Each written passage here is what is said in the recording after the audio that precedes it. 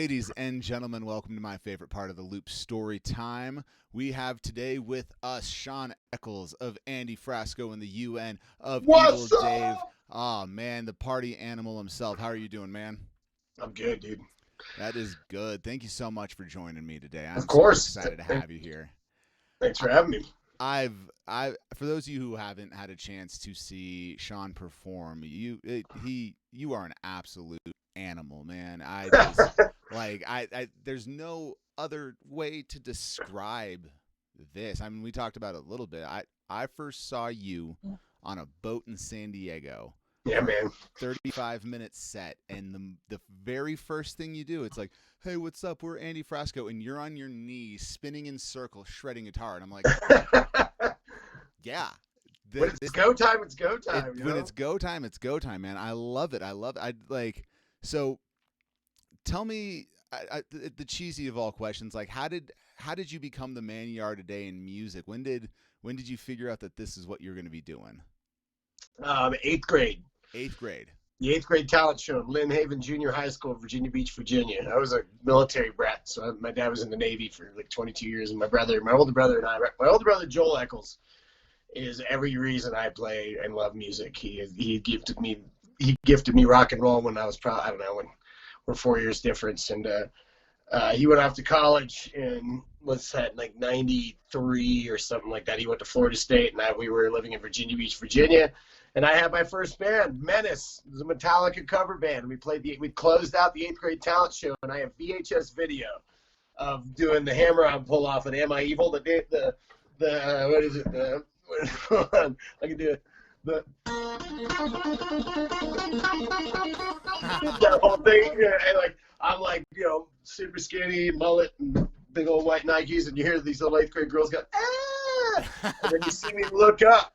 And that's the moment I knew. That's I was listening to the Frasco podcast the other day, and it was talking to Mahali, and it was about the oh shit moment where you realize this is something that's right. real. This is going to be something that, and I mean you hit that at 7th or 8th grade, and then I've been in a band ever since. I mean, I've been broke for ever since too.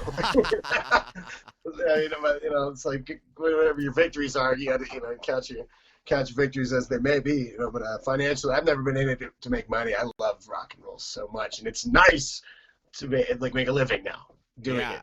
It's everything I love very much so. I mean, make a living, man. I think you guys as the UN, you guys kind of define the game of hustling. Like I think 200 shows a year is the number that keeps kind of popping up, man. That's national, that's international. I mean, you guys define hustle. So tell me a little bit about how you got involved with the UN and how your journey with that kind of took off. Okay. My dad, like I said, when I was in 8th grade, he retired from the Navy. We were in Virginia Beach, and he's a civil engineer, and he got a job at Missouri State University in Springfield, Missouri, where I moved from my metal band and everything against my will to the Midwest. And I toured in a band called Speakeasy out of there from 98 until, I knew Frasco. I was doing double duties with Speakeasy and Frasco when I met him. I was playing some local pickup gigs, like a Wednesday night gig, and my friend Doug, who was in another band, he's like, my buddy Andy Frasco needs a gig on a Wednesday. Weekends I'd go tour with Speakeasy, do whatever, but that band was kind of slowing down because of kids and stuff like that and getting older. And I met, on this Wednesday night, Doug brings in his buddy Andy Frasco. Ernie Chang was there. He had the original lineup I knew with his old bass player, drummer, and guitar player. And we made friends real quick. I was like, God damn, this guy's got energy, man. I was like, first thing, I was like, whoa. They did struggle, I was like, there's nobody here. And he's rocking the fuck out. Yeah, man. And so I was like, cool. I'm like, he was kind of in the Midwest a bunch as he's been touring endlessly since he was 20 or something like that. And, he'd be like, hey, you want to go to Tulsa for the weekend? Sure. I'd go play Tulsa in Fayetteville, Arkansas or something. Then next time he came through, it'd be 2 weekends. And then it'd be a month. And then go to LA and record an album. And that was in 2010. So I've been in the band for a decade at least. Jeez. And yeah, that 200 plus shows is no bullshit. It's crazy, man. I mean, careful what you ask for, kind of thing, because like I mean, it's so busy. But there's no band that gets tighter. It doesn't matter what genre or how good you are in your instruments. But the band being together, when you play that much, man, it gets like Jedi, like like telepathy kind of stuff, where you just you know each other's backbones. It's I love that about touring that much. You get really tight and like just you have to. I mean, if you're doing it every night, the same guys, like you figure out these little nuances that are so small and it's seemingly insignificant that make things so tight. And so touring for 10 years like that, I love this band, man. It's the best. Like I said, defining hustle, and it's the fact that for 10 years you guys have been able to maintain a pretty. I mean, if you were back there and it was Frasco and it was Chang, and then you jumped in with that, and then like you've had a few rotating people, but that's kind of been the beauty of the UN. A few, I'd say we counted one time before the song line. There's been like 35 people in this band. But that's what makes it the UN. That's one. Of totally. That's why it's called the UN. Like I saw an interview, or it was like a TED Talk or something with someone that it was an improv session, and the guy's like, this next song's going to be entirely improvised, and you can only really do this if you've been playing with these guys for a while. And I'm like, you're wrong. Yeah, not really. Like if you understand the basic concepts of music, then you can do it. It's not that it's. I think I agree. I think experience is your teacher. I mean, the more you do it, so when you get with other people that are also versed in doing that as well, then you can just meet each other and go to town, I think. Oh, and it's the language, it's the conversation. You know what your responsibilities are. You know where. I mean, when Chick Corea passed away, someone put like the 10 rules of jamming with Chick Corea. Saw that. That's great. It's so true, and you should read it all the time. All the time. And when I first started playing horns with bands, it was like just sit-ins and things like that. It's like, well, how do you jam? And I think back to School of Rock is a huge inspiration for me as a teacher, as a musician. Yeah, you hold your pick in the air, and you look like something's wrong with you. Yeah, and just shoebops and ooh la lalas. Shoebop.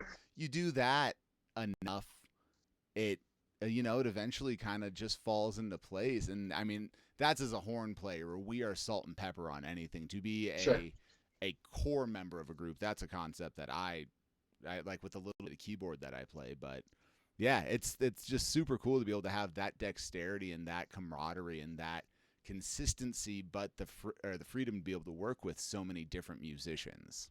For sure. And so when you guys start, like, you guys kind of are a staple in the jam band community right now. I mean, if there's, I think the Frasco and the UN, like you guys have a massive following and a massive representation, and just the relationships that you hear about the band, and you see you guys on every single festival lineup. When did you guys kind of find the 200 shows into now we're a staple in the festival scene? I can clock it to one year. We played the first time we played Mountain Jam. I think it was 2017. I'm pretty sure, and that would mean that the first time we played Jam Cruise was that following January. Those two really, I don't know, just high profile and the right people being around, and I think a lot of promoters from all over the country do Mountain Jam and definitely Jam Cruise.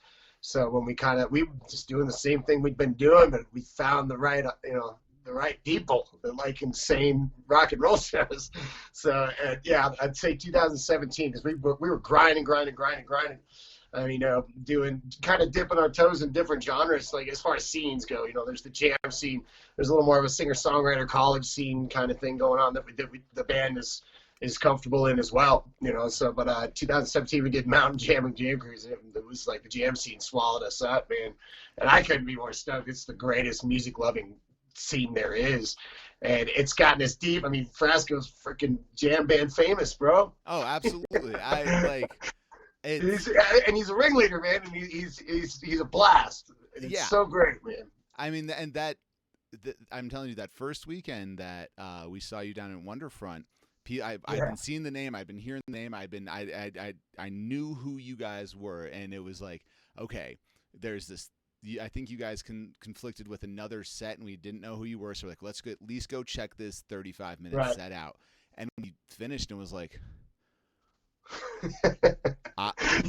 we're like, what kind of poles are there to jump up? And looking around every time we get somewhere, especially weird gigs. That one was like, there's all sorts of shit to jump on, and like, it's not very big. That was fun. There's pictures where like you're soloing, and Ernie's got his sax going up the neck of your horn, on the neck of your guitar, and I'm just like, that saxophone's really expensive. Be careful. Like that's. Hey man, the frets aren't cheap either, man. Yeah, no, it's, but it was infectious, and so cool. Right on, man. Like because for like Float Like a Buffalo, which you like with our most recent show, that's something that we've always prided ourselves on, is being able to provide this really high energy, top of the line show that doesn't quite fit a genre. Where is it funk? Is it rock? Is it ska? Is it reggae? Is it whatever? But it's a good time. Yes. Yeah, you say yeah. Is it? Yes, it is. It's all. What type of music do you make? Fun music. That's the goal, because it's. Yeah, people ask us, they go, what kind of, I'm like, play rock and roll.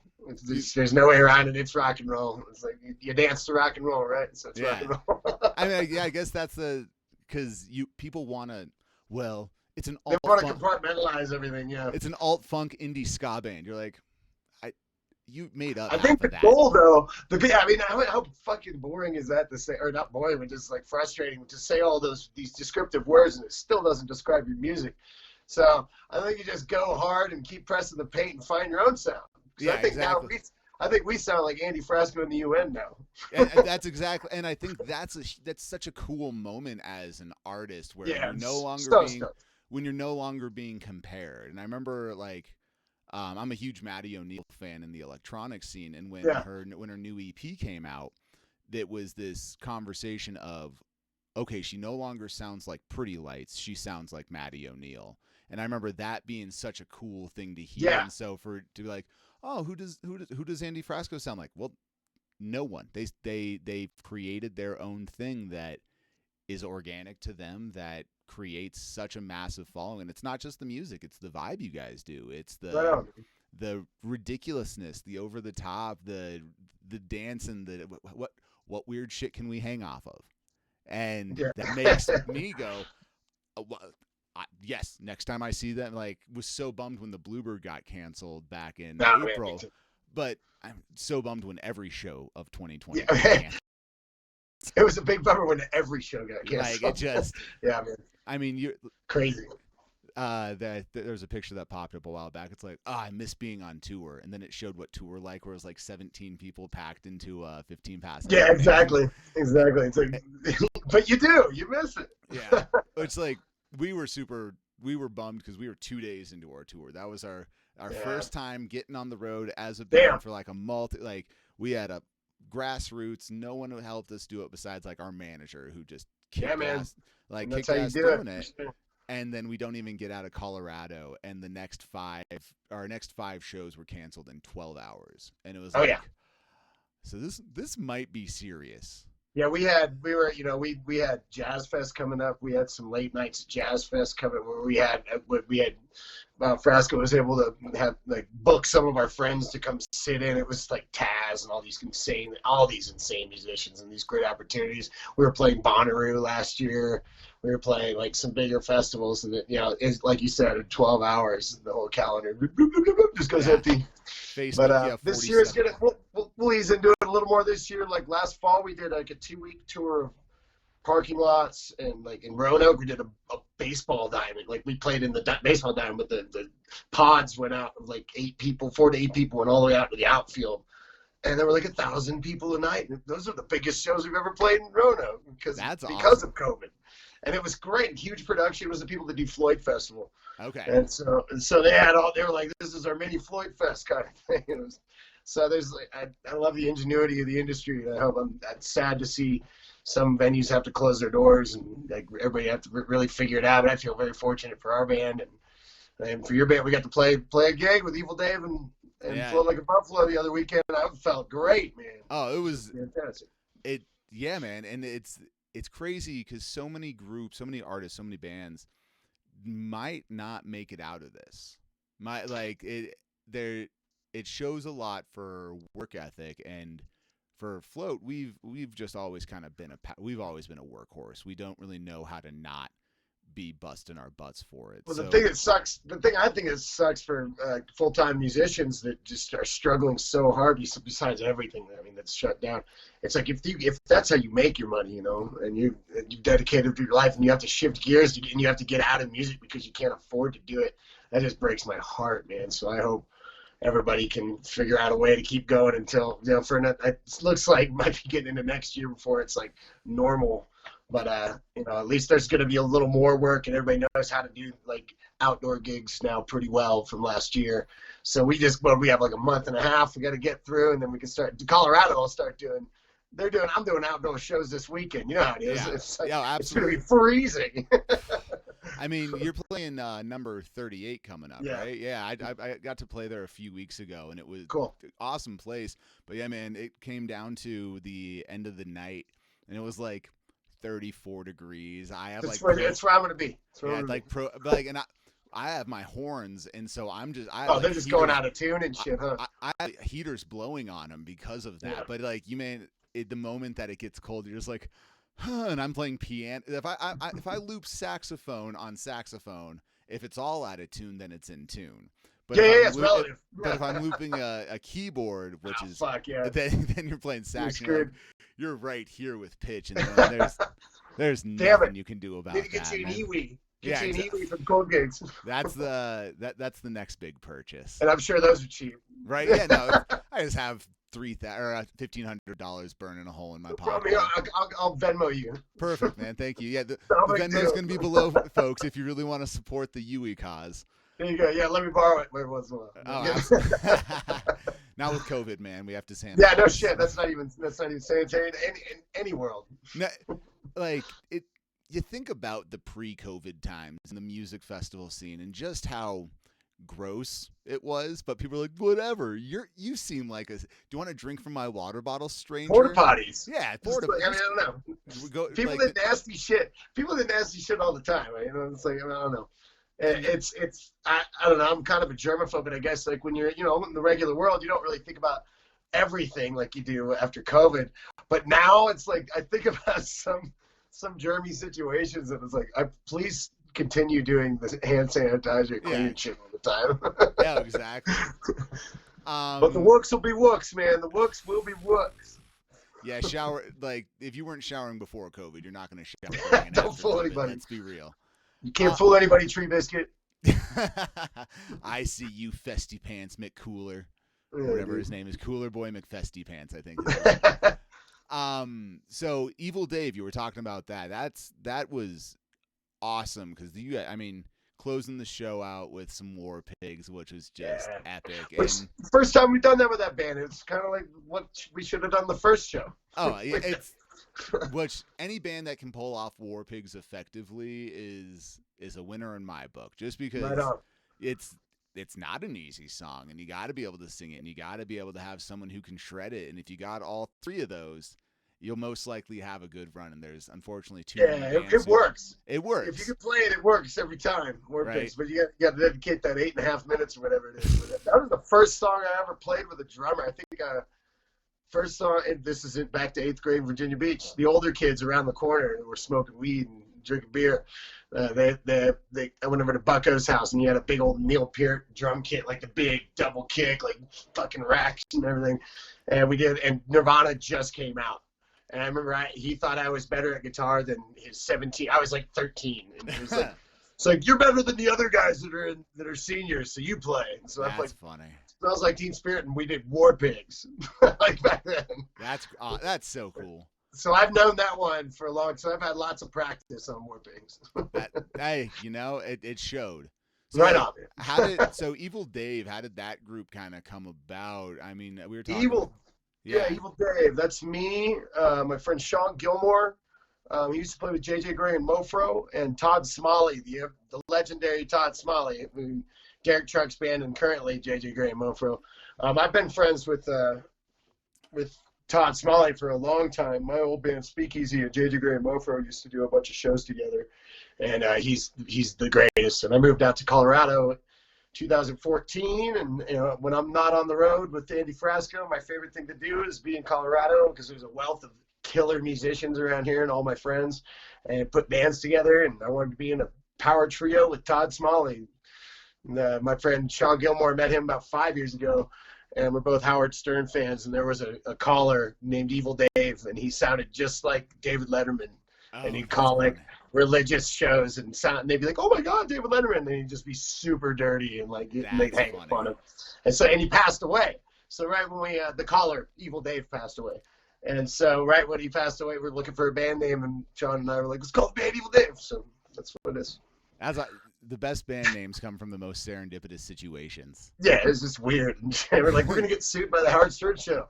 Fuck yeah! Hey, that's how you know you made it. Like if you're getting sued if they're by talking someone, about you, that's good, right? Yeah, you've obviously made enough waves for someone to have heard your name and then go, "Yeah, we don't like where this is going. We need to start profiting." Because if you're making enough, we're just But Evil Dave hasn't gotten that big because we haven't heard anything. Hey, start small. Rome wasn't built in a day. That's right, baby. That's right. So you are going kind of throwing it back. You and your brother was who got you into rock and roll, and you guys have done some projects together recently, haven't you? Just kind of some. I mean, yeah, kind of. This is the most we've done anything together is during COVID. I'm working. I just did some drums we did a video about I don't know a month ago where the two of us play all the instruments, and I played drums and some guitars and keyboards, and he played bass and sang and played guitar, and we pieced it all together. We're doing another one of those right now, and I just finished some drums. Drums are hard. Nice. But I'm getting there. Got me a drum kit now. We're practicing all the time. Just keep punching. I'm trying to get in there. I'm trying to get some. I'm getting fancy. That's awesome, man. Never stop. I'm trying to do fills. Is all that means. I'm trying to do things. I fuck up a lot, and then practice makes perfect. But yeah. So my brother Joel, he lives in Los Angeles. He's the front of house sound engineer for Lucas Nelson and Promise to the Real, which is really Nelson's son. So that's all family, and everybody's all friends between Andy Frasco and the UN and that whole band too. And it's just a big old fun musical family around the country and around the world that we have. But it's nice to finally make some music with my brother. We wrote one song before this, and that song is "Smoke Dope and Rock and Roll" this named Frasco song. So, I love that song. That's the only song we still have written together. Hey, if you're gonna do something once, might as well make it a good one. Yeah, right.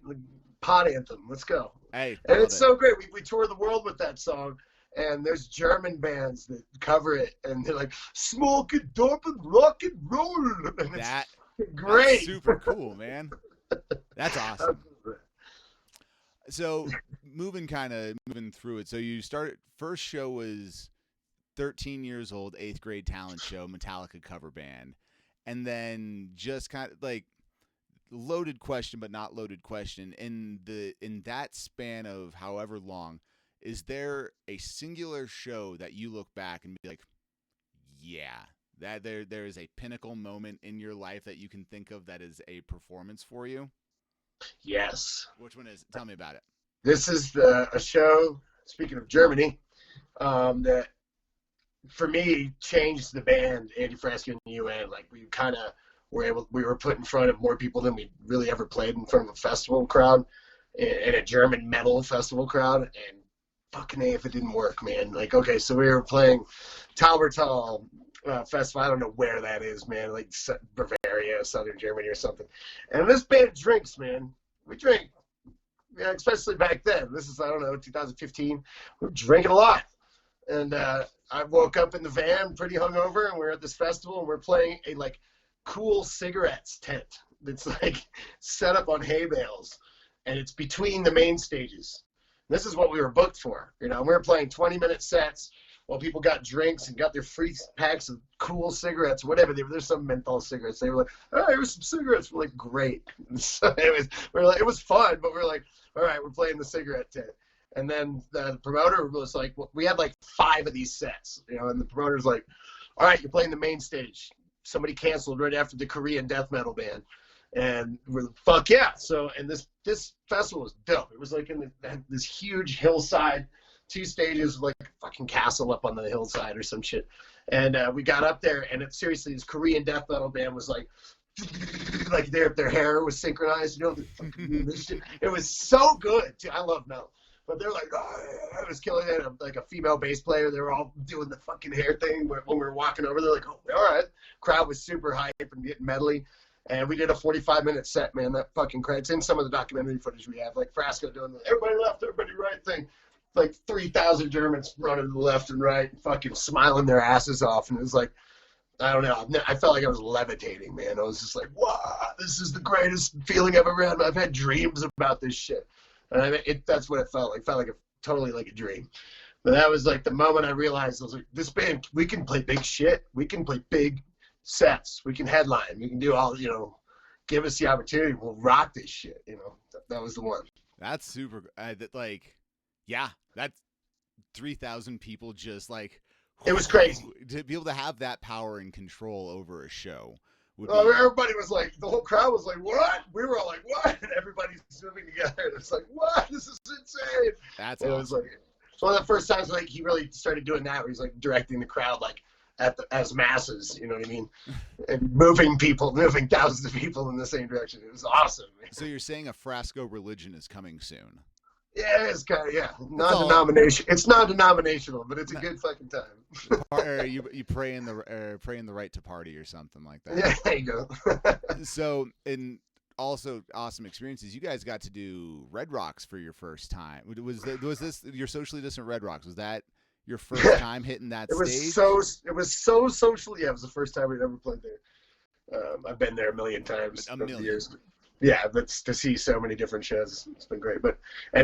Big deal to play there, obviously, for anybody. So, when was that, September? End of September? I think it was the end of September last year. It was COVID-19, socially distant, sold out Red Rocks for a whopping 150 people. 150 people who really cared. It was tight, though, man. It felt so good, man. It's like, that place is crazy. And it sounds amazing in there, too. And hopefully, fingers crossed, hopefully we'll be playing there again this year. So I'll be there if you are. Yeah, I'm hoping so. Well, yeah, let's party. So, but now on the flip side, not every show is a German mosh pit with death metal Korean bands and, no, it's not. And socially distant. Right? So, like on the flip side of the coin, because we've all had them. Where do you have a show that's like, fuck this, man? Just like let's stay in Germany. Oh, perfect.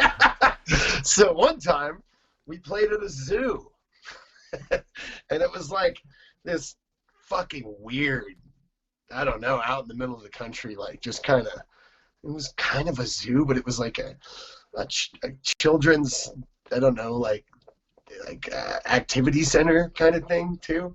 I don't know. It was one of the most bizarre gigs. It's like, and one of our first German tours too. And you're like, okay, and it's a zoo, and then like, yeah, you play here. And it's like, it was just odd. I wouldn't say it was the worst gig ever. I mean, I could think of horrible like promoters ripping you off and everything, but I'll say this: the soup they fed us, it wasn't like soup. It more had a consistency to something that a man comes out of a man. Gross. And that was like before the gig, and yeah, so you can see how things went bad. But that's just staying in Germany. So. Oh. So Germany has its pluses and its minuses, you know. Oh man, okay. So over the 10 years, we started touring in Germany and the Netherlands since I don't know 2009 or 10, playing just like the States. We'd go over there and hire a Dutch band, be me, Ernie, and Frasco, and hire our Dutch friends, who are still our great friends, as the bass player, drummer, and other horn players, and play every dive bar there was in the Netherlands until we were playing festival slots. Yeah, so we played like zoos and little markets and like really bad bars and sleeping on the bar or sleeping at the bar on the stages and shit like that, But wouldn't trade it for anything, man. It's like hanging out in Europe like that in the dirty, dirty, scummy aftermath. It was killer, man. So when you guys do that, where it's you take 3 of you and then hire out, is it one of those like, here's our tracks, here's our set list, learn how to vamp? Do you have try out stuff like? Yeah, but it's nobody. I mean, these guys have been around us for a long time, and they record on some of the albums and everything. So that would be our move for a long time. But until like I'd say around that Germany festival I was telling you that blew my mind. Then we brought Beats, Andy Avila over there, and we had the American band plus the Dutch band. We had this huge band. But for a while we were like Spinal Tap of bass players too. So like going through musicians, you send them all the songs and everything. But nobody knows the show until they play it with Frasco because he's the ringleader, man. It's like just because you know the song doesn't mean you know what he's gonna do. Or the arrangement of all the songs are pretty much improvised at that moment because he'll just let's break down now in the middle of the second verse. Let's break down because he wants to say something. So you have to watch his ass. Yeah. Yeah, there's no going on cruise control when you're sitting in. No, oh my God, no, please don't. Or you'll get yelled at. Not you see, it was crazy, man. But it's like the dude is so the dude knows what he wants, and he when it's all together, man, it delivers, and I love being a part of it, man. It's crazy.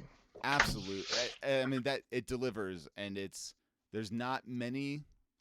I don't think there's very many acts that are like yours in the scene, at least from what I've seen.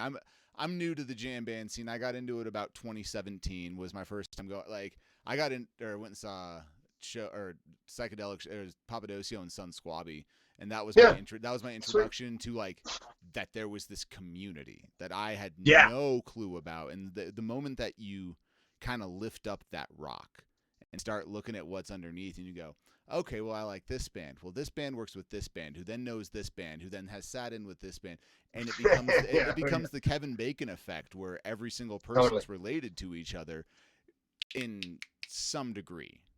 Yeah, and that's what I love about it, and it's just such. It's very accepting of so many different styles of music all under one umbrella. It's pretty much just music lovers, man. Yep. Music done well with serious intention, but not taken seriously. You know. I like that. Serious intention, but not taken seriously. Yeah. So music has to be fun, or I'm fucking out, dude. Yeah. It's like if I'm not having a good time, it's like I don't care how good your shreddability is. It's like if you're boring, man. So it's like, I mean, that just says anything about any entertainment, man. It's like act like you're into it. Yeah. show the people that you are also excited about the music you're playing. You know? So with I have a section for memories of shows like you have the German show, you have the other German show. Is there so funny? I just kind of random, but go ahead. What's your favorite show you've seen? Like whether it's a singular show of like a singular band, or a festival that you were a part of, or just a band in general on a series of runs or something like that. That's hard, man. Just recently, then, because it's coming up on a lot of memories. Last year, this whole month, February, we were on tour with Big Something from North Carolina. We made, I mean, it's the longest we ever hung out with them. We hung out with another band every night for a month, and we did this Royal Rumble wrestling tour where it was insane. We were all, we flip-flopped headliner every night. We were changing up the show big time. We had a comedian who was like a wrestling announcer do a stand-up set, and then in the middle of each band's set, he would interrupt the set and like bring two guys from the other band out in luchador masks and like come in and sit in, but it was like, kind of like challenge. I don't know. It was like duels and stuff like that. And by the end of the tour, we were throwing the comedian through tables and breaking chairs over his head. And we had an intro music for everybody. It was the most fun tour that I've been on. But Big Something, that band is so great. And musically, too, their D-man, Nick McDaniels, the singer, is fantastic, man. And watching their show, just seeing another band have been, when you tour a lot, you don't get to see a band every night over and over like you do yours. You put your own band under a microscope so you can, get better every night. But it's great to see other bands and their growth and their process, how their band works and, what's different about your bands. And you guys are going for completely different music, but everybody's full intention, But so Big Something, man. Those guys are fantastic. I watched that tour. I watched that tour from afar and right on. And the crowd surfing basketball dunk off was something that That I was so like fun. just and it's just like it's no one's doing that. No one that I know of, and in bands that I watch and bands that I follow, that no one's doing that level of ridiculousness is not the right It's just word. like we just get stoned and laugh about shit, and Frasco be like, "Dude, let's put a basketball hoop in the bed." He loves basketball, so it's like, let's go to Toys R Us, get a basketball hoop, and figure it out. It's like sometimes the ideas suck, and sometimes they don't work. But what kind of show do you want to go to? It's like that's what Frasco is like. He goes to he wants to go to a show that you walk away and you're like, "What the fuck was that?" Yeah, that was great. What just happened to me? And so cool. that's like, I think like Guar, they dress up in big rubber costumes and fake blood all over everybody. They're doing the same thing we're doing. We're just not doing the rubber costumes and the fake blood. But they're putting on a show that's like fun as hell. Yeah, man. And that is you guys to a T. Is fun as hell. Right on, man. It's a pleasure. I miss it. You're making me miss it really bad. Dude, thankfully, and I saw you've pivoted as well, where you go from being in an active band that's hustling, that's grinding, that's doing it, and all that's kind of stripped away, and it's like, what do I do now with my time? And I was able to start this looping side project to be able to jump from May to now to be able to have built something up that has some recognition. But man, you grind with Frasco, and then you're following you on socials. You're playing solo gigs. I mean, you play at the Ace pretty much every to every other weekend. You play. Yep. You're hustling on the solo game. So like, have you been doing solo for a long time? Very long time. Okay. Yeah. So it's been my mode off tour. When I lived in Missouri and still doing Frasco stuff, I had some bands I could do. But it's a lot easier. It's self-sufficient and a little easier on the pocket too, if you could pull it off. I mean, it's taken me. I mean, whenever I started doing that, now, man, my first couple solo gigs sucked. Looking back, it's like you have to get good at it. Your voice doesn't hold up. I had to earn that stamina. I had to earn the stamina with your fingers and everything too, man. Playing for 3, now I just don't like to take breaks because I like to just get like through the whole time. So now I'm like, my body's used to playing 3 hours straight. Unless I got to go take a piss or something, It's like, but I've always been doing that. It's like, get off the road, go on a 2-month tour. You're off for 2 weeks. I'm not trying to book a tour with another band or like get, I don't know. It's just easy to go pick up some patio gigs or something, and just to make that extra bill money, surviving. Yeah. And so tell me a little bit about your solo shows. Do you have originals that you write? Or is it mostly a covers-based show? Or most of the gigs I'm at right now with the restaurants and everything, they lean towards cover gigs. If somebody asks to hear one of my songs, I'll gladly play an original. I love playing my stuff. Depends, if it's like more of a show where people are coming to see me play, I'll play more originals and stuff like that. Like some Speakeasy, some of the Frasco songs I've written, just some of my brother's songs, some of my songs, then get a little more in the original world. But I know a ton of covers, TLC to Metallica, baby. Man, that's having diversity is huge with it. Cause it's like, what do you play? And you're like, literally, what do you want to hear, man? Yeah, but that gets you in trouble because I don't do Brown Eyed Girl and I don't do Wagon Wheel and shit. Like I have rules for myself. Hey, they're my own rules. They're my rules. I don't knock anybody for doing anything they do. But it's like I'm like, people are like, you don't know, bro. My favorite thing about playing the solo cover gig, man, I play Brown Eyed Girl. I'm like, man, I don't know Brown Eyed Girl. Yes, you do.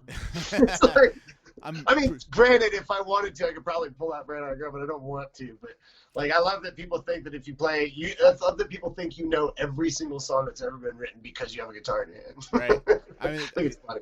I did solo piano shows forever, and because it was that sing-along piano bar stuff, and so dude, you were expected to know Brown Eyed Girl and and Sweet Caroline at every single one. But you did piano bar? Yeah, I mean, I got into dueling pianos back in like 2015. Yeah, I have a lot of buddies. I have a couple buddies that do that. That's hardcore shit, man. You can make some good dough, but it can be soul sucking. I can imagine. I mean, you have to. I'm a part of one of the pages, and it's a bunch of people who have been doing it for 40 years. Like Totally, there's a whole network, right? yeah, and this started like dueling piano started back in the 90s, and you want to talk about ridiculous. You want to talk like what those guys were doing in the 90s down in like Austin and out in South Carolina is kind of what you guys are doing now. Where like, it was raunchy too, man. It was raunchy. It was dirty. They would come out and interrupt the set, and there would be skits and bits, and it was one of those things that you didn't go and watch a request-driven show. You went to walk away and go, man, what the hell did I just watch? We're going to bring Lisa for her birthday. Watch what happens. Oh, yeah. People have a great time. Oh, and that has changed drastically. Really? I mean, in the past 5 years with the Me Too movement, with just the overall, with the overall concept of the perception of like, hey, dude, maybe you can't say that, like, right? And because of the 90s, right, and man, it did used to be pretty bad, huh? Because in the 90s, and think about art. I think about art in general. If for what comedians were doing in the 90s, yeah. Because there wasn't much going on TV. It was kind of this the white picket fence mentality was this kind of conservative thing. Yeah. And there was the counterculture that existed, but for the mainstream, it was 9 to 5 workers, stay at home moms, and then you created this community that okay, there you are, cool. You created this this show that people got to be outlandish. And, no doubt. They got to stretch their wings a little bit and get a little crazier. And it was accepted. I'm going to have you back up just a little bit. You're a little bit you're just back up a hair from the yeah. No, sorry. I was trying to reach a cable that was falling. I'm trying to fix this. We're just got to zoom in up on your nose for a second. But you had comedians that were out there saying the most outlandish, ridiculous stuff. And the piano industry existed in the same capacity. And so you could go out and it was sexual in nature, and it was vulgar, and it was crass, and people ate it up. And now you try to go and do that same show, you'll get canceled like that unless you know what you're getting into, unless you are going, I want to see an X-rated show, I want to hear the dirtiest jokes, but you're just. I mean, there's got to be a place for that where everybody's taking everything too seriously. I mean, I know there are lines to be crossed with, Me Too and just racial things and insensitive things. But man, fuck if some people can't take a joke though too. Like it's situational. It's situational. Yeah. I mean, I think that kind of conversation is, if someone tells you that it upsets them, it's not your place to tell them it shouldn't. You said that. Yeah, you can't. Because if it's you can't. Yeah, no doubt. So, hey, that was a racist thing you said. No, it wasn't. Being a straight white male who's never experienced racism in my life, like that's sexist. No, it wasn't. Like come on, it was just a joke. If you have to say it's just a joke, it was not a very good joke. But it's been it's been a. This just means you have to be smarter with your comedy, though. Yeah, exactly. You have to be. You can't take the easy way out. You got to be a little more clever than maybe. And be smarter with how it's going, because if it's not landing with everyone, it's not that good of a joke. I read if it's not landing with everybody, ain't that funny, right? Yeah, and I read an interview a while back. I forgot who it was. I'm pretty sure it was a comedian, but it went, everything that happens in a show, good or bad, is your fault. If the sound didn't work the way it should, you should have shown up earlier to make sure it was good. If a joke doesn't land, it's not because the audience is stupid, it's because your joke's not good. If you didn't deliver it. If something didn't happen, you could have done something professionally that would have changed that outcome. So don't blame other people for your mistakes with it. That's how you grow, man, right there. Yeah. You gotta own that. You gotta own it. That's good stuff. Who said that? I don't know. Gandhi, probably. He's like, look, man, you gotta own that shit. Gandhi. So I want to, on a more of a serious level, I'm curious about this, because you've been doing this for a while. You could, congratulations, you got married back in 2019. Yeah, there you go. Found someone who's gonna put up with you, right? God. Thank you, Lord. If you're up there, now, yes, my wife is amazing. And yeah, she's great, man. And so for 200 shows a year, the big thing that you hear talked about a lot is, and mental health is one part of this industry, but the work-life balance and the relationships at home. If you're, there was drummer from Sun Squabby was saying, if you're not working to maintain what you have going on at home, why are you going on the road? What's so? If you have that depends on what you want, right? Yeah, I mean, it depends on what you want. But if the home life, if the wife, the family, the thing is something that you want, if you have advice, that's it right there. If it's what you want, because like I don't know. I feel like I guess classically you'd say, guys go out, rock and roll guys have kids, go out on the road and screw everybody, and like they're not giving a shit about their family, not as much as they could, But yeah, I agree with that. But that's the Sun Squabby, who's the drummer from Sun Squabby, said that. Yeah, Chris is a homie. I was talking to him back January last year, is the last show we saw, and we were sitting there kind of talking. He was talking about his tour and what they had coming up, and it was just like boom, boom, boom, boom. And his wife's a teacher, and it's like, fuck, man, how do you, how, why? And he's like, I fly home every Monday and Tuesday, no matter what.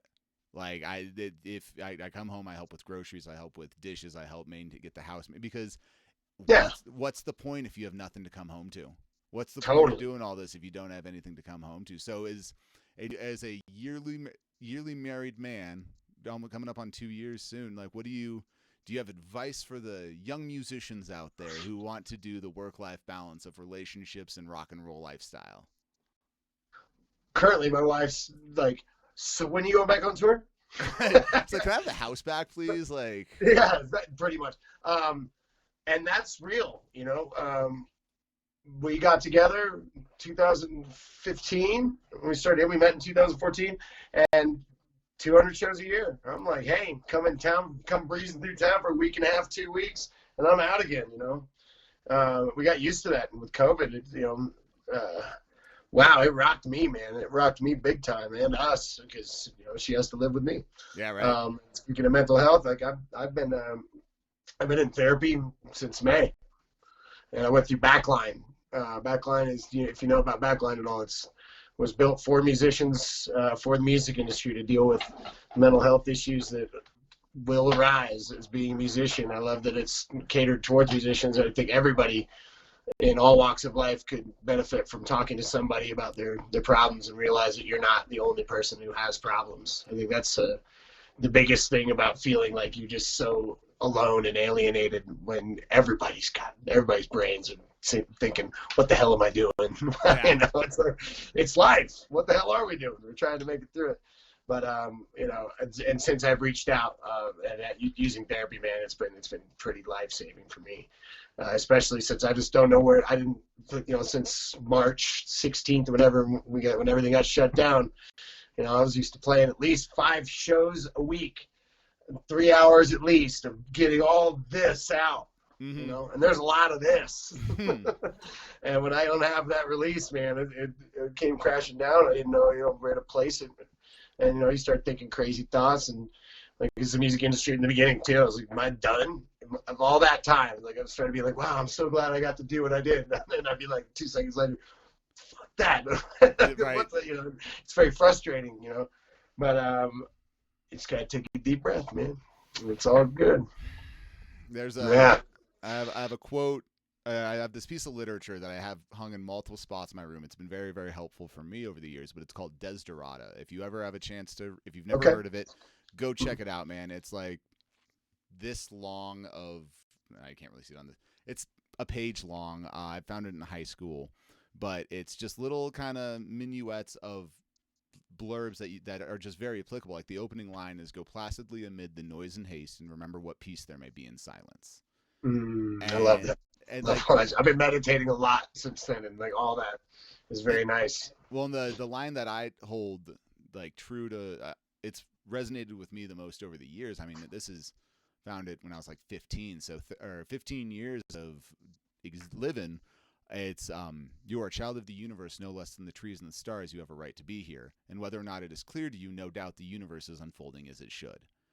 And I think that says a lot in a couple sentences. That's great. A lot in a couple sentences, and you You look It's at true though. you look Just at this being year. here is the win, man. Yeah. I mean, Take it in. Take a deep breath. Yeah, take that deep breath. You're alive. it, And it sucks to like I don't know. It's just some of the it's like I've been reading a lot of like this Buddhist like just it's this Buddhist quote book, you know. And it's like the bad stuff is your opportunity to learn something, you know. And I just got to take it all in, the good and the bad. Life's not going to be great all the time, you know. That's just the reality of life, you know.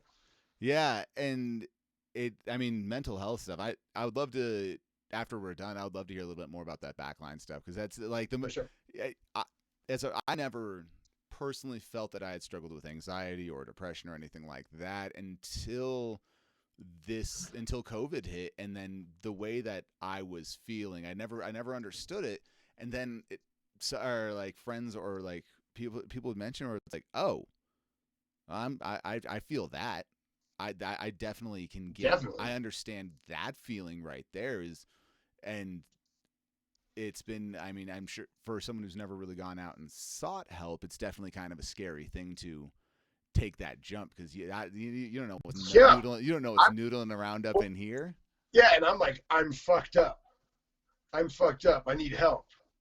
It's like there's something wrong with me. It's like, no, there's not something wrong with you. The only thing wrong is how you're dealing with it. Yeah. For me. And so, like, the help I got was how to slow the fuck down and deal with stuff, you know, and just be able, because it's all good. You're all good. You're gonna make it, you know. You mean the answer is not just consuming as much marijuana as you possibly can? No, the answer is smoke weed every day. Smoke weed every day. But I used to be like, I'm gonna drink everything, you know. That was and worse, you know, like doing coke and stuff like that. But I'm dealing with stuff that I've never dealt with my entire adult life until I needed to. You know, and I got my wife that I love so much. You know, now that I'm married, it's like, okay, bro, deal with your life. You're a musician who can't tour, you know, right. and it turns out that it's all good. And for any other musicians or for people watching this or anything, it's backline.care. I'm looking at it right now. So backline.care, there's all sorts of people you can just hook up with one of the caseworkers, and they can, for anything you need. Like I think they even do like just straight up yoga and stuff on their Instagram Live, and like it's like scheduled. So if you just need to hit some yoga, you know, that's through Backline too. That could be helpful. But awesome. Backline.care, they're awesome. Awesome. I'll share that link in the comment section for these videos for any of those who feel that they need to look out, because there's nothing. Mental health is not something to be ashamed of. Mental health is not something to be. You're not broken. You're going through the same stuff everyone else is going through, and you owe yourself grace, and everyone owes each other some grace, because it's not. You're not working from home. You're working during a pandemic. You're not. Yeah. You didn't quit being a musician. Pandemic canceled. You're still a musician. We're all still musicians. We're all still. Yeah, you just gotta take a right. Go this way for a little bit. Yeah, get back on the highway. It's just a pivot. All it is a pivot. You're still moving forward. Always is the goal. It's when you become stagnant. And if for the other part of it, like I'm there's so many people where it's like, oh, if you didn't find a new skill over COVID, it's not that you didn't have time. It's that you didn't have motivation. Where politely, it's like you're wrong. It's just a shitty thing to say. Yeah, it's like who's trying to win what? Yeah. It's like, okay, good for you. You know, it's like, you know, some people are having a real rough time, man. A real rough time. Just being okay is hard work, you know. Yeah, so. to get to being functional. And I love that people have to brag about skills. It's like, okay, great, man. What did you do over COVID? I don't know, man. I got out of bed and made breakfast, and like. Because for 3 weeks I didn't. Right. You know? I cleaned my sheets for the first time in 6 months. Like, yeah, you got this, bro. Yeah. Do it. Clean those sheets, man. The thing Maybe that was go outside tomorrow. The thing that was nice for us, that like for me and my girlfriend, that we were able to kind of focus on, is our health. That was like we've started at 18 out of 21 meals a week. We're cooking at home, and like cool. she became focused very aggressively on like calorie counting and just making sure that what we were putting in worked. And between the two of us, we've lost 100 pounds over COVID. And yeah, my wife and I, since since right after Halloween. We've been hitting the gym like 6 times a week and eating so healthy. I didn't drink for like 8 weeks. I just stopped drinking again on Monday. I'm gonna do it. I don't know how long I'm not gonna drink, but I'm not gonna drink for a while again. It was It the feels good, hangover. man. It was the hangovers for me, because like Yeah. I would have a drink, and then my girl Alyssa stopped drinking, and which like that just she she found that she didn't need it as much, and then I wasn't as likely to go and pour myself a cocktail by myself, Right. and then just be like, oh, so she stopped drinking, and then our last show that we played before the second shutdown was Halloween, and I had like we had a shot of whiskey before we went on stage, and then I didn't see my band for another or like 5-6 weeks, and or like I mean even till January almost, Mm-hmm. and so I didn't have shows to encourage drinking, and I wasn't drinking at home, and so it was just like, huh, Could I be don't. worse, man. I, Could be I, worse. I yeah, like I realized I didn't need to be drinking. Yeah. I wasn't the intent of going and getting fucked up. That need was kind of gone, because even then, like at 22, you'd have a wicked hangover. You're like, blah. Oh, yeah. Okay, double dose of ibuprofen and an Well, at English 40, at breakfast. 42, it hurts. Oh, But it- on the road, like I do some drinking. But like Yeah. it's been nice at home. There's nothing. We're not celebrating anything. We're just at home. you're just Like, chilling, and there's no reason to like. If you beginning of walked, quarantine, I was hitting it, man. Like, that might have led me down to the path of seeking some help from therapy. But I mean, it turns out, you sleep better when you're not drinking all the time too. And there's so many benefits I found. I just kind of needed to pump the brakes. I've been on the road for like 22 years. It was time to take a break. what's a comedian who's like, you don't dream when you get blackout drunk because your brain doesn't want to reward you for what it's done to you, or what you've done to it. You're like, great. do I get to dream tonight? It's like, no, your liver and I have to get together and figure out how to get you to 50. Like we're having this is a business meeting tonight. No fun for you. No, dude. Yeah, we're not giving you a dream. That's so funny. That's so funny. Oh man, so like looking forward. So we're recording this on the 23rd. This is going to be debuting on the 2nd. I know you got quite a few shows coming up in the next little bit. So talk about the shows coming up after the 2nd. So people watching After this, the 2nd. yeah. Let's look. Let me look here. So I gotta look beyond my phone. No, it's okay. After the 2nd of March. Yeah, I'm doing in Evergreen, on the Evergreen exit off I-70, El Rancho Brewing Company. This place is cool. New owners, killer food. Bill McKay, piano extraordinaire. Bill used to play with Leftover Sam and Derek Trucks Band. He plays upstairs a lot, acoustic piano. It's a great vibe. And then he's got me and Corey Montgomery and a couple other cats around town playing there, and they have a huge outdoor patio that's going to be great, where you could have bands out there in when the weather gets better. So that's happening. Doing that on the 5th of March. I'm playing Ace Eat Serve and Steubens on the patio there on the 13th and on the 27th of March. Yeah, I'll be playing El Rancho a couple of times. Just doing stuff around Denver in the area, going up to Vail. I'm recording a lot at Vail at the Shakedown Bar with Scott Redner and the whole cast of musicians that hang out up there. And then looks like a little bit of a Frasco run in April, and then it looks like a Frasco tour in June. So we'll see how things pan out. That's awesome, But man. yeah, we got a lot of exciting stuff, and the most exciting, and you can set your watch to it, thing that's happening Thursdays is the Andy Frasco Shit Show. The band and Andy made a TV show. I loved last season, man. It was one of my. I loved watching it, so I'm. This is a super full-on production now, so it's crazy, man.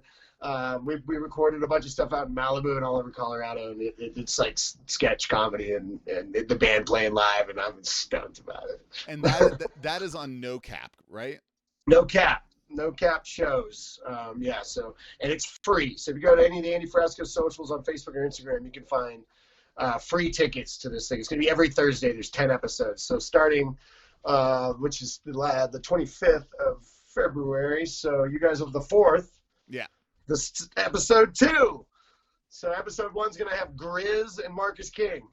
It's awesome. Then we have killer guests on the whole thing. It's dope. And I'm super excited. It's super ridiculous and super shroomy. That's perfect. It's crazy, man. Some of my favorite things. Yeah, So we have so Shawn Eckels music we can find you at. We can find you at Andy Frasco. You can find Evil Dave. Thursdays of the Andy Frasco shit show on No Cap. The Ace Serving High. All this stuff, ladies and gentlemen. This has been Shawn Eckels.